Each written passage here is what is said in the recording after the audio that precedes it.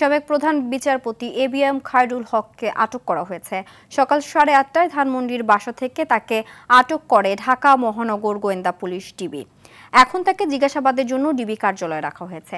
তার বিরুদ্ধে রাজধানীর যাত্রাবাড়ি ও নারায়ণগঞ্জে 3টি মামলা রয়েছে। এর মধ্যে যে কোনো মামলায় তাকে গ্রেফতার দেখানো হতে পারে।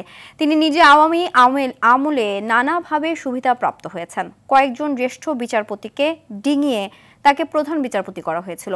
এবিএম খায়রুল হকের বিরুদ্ধে নানা দুর্নীতির অভিযোগ রয়েছে। তিনি তত্ত্বাবধায়ক সরকার ব্যবস্থা বাতিলের রায় দিয়েছিলেন।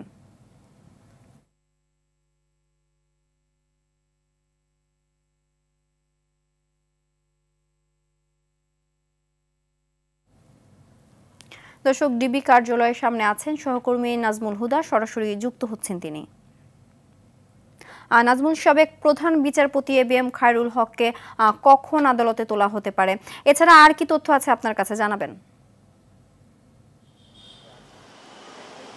সিনথিয়া, সাবেক প্রধান বিচারপতি এবিএম খায়রুল হককে দুপুরের পরেই আদালতে তোলা হতে পারে বলে আমাদেরকে ডিবির যুগ্ম কমিশনার আমাদেরকে জানিয়েছেন। কিছুক্ষণ আগেই আমরা তার সাথে ফোনে কথা বলেছিলাম। এই মুহূর্তে ডিবি কার্যালয়ের ভিতরেই তাকে জিজ্ঞাসাবাদ করা হচ্ছে এবং ঊর্ধ্বতন কর্মকর্তাদের সঙ্গে কথা বলে তারপরে তার বিরুদ্ধে যেসব মামলা রয়েছে সেই মামলাগুলো যাচাই বাছাই করে তারপরেই তারা যে কোন মামলায় গ্রেপ্তার দেখাবেন সেটি তারা আমাদেরকে জানাবেন, এমনটি জানিয়েছেন যুগ্ম কমিশনার মনিরুল ইসলাম। তো এখন পর্যন্ত আমরা যতটুকু জেনেছি যে জিজ্ঞাসাবাদই চলছে ভিতরে।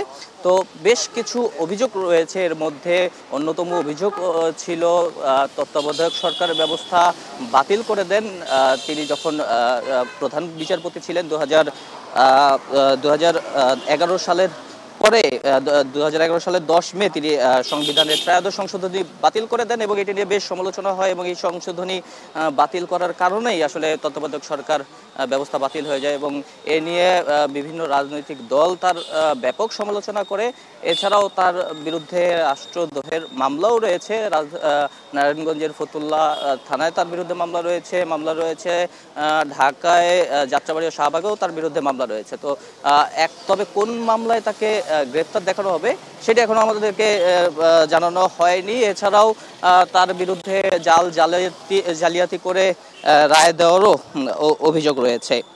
তো আমরা আপনাদেরকে হয়তো কিছুক্ষণ পরেই জানাতে পারবো। দুপুরের পরে তাকে যখন আদালতে হাজির করা হবে তখন আসলে আমাদেরকে ডিবি অফিস থেকে নিশ্চিত করে জানাবে কোন কোন মামলায় তাকে আসলে গ্রেপ্তার দেখানো হয়েছে। সিনথিয়া, এই ছিল ডিবি কার্যালয় থেকে। নাজমুল, আপনাকে ধন্যবাদ।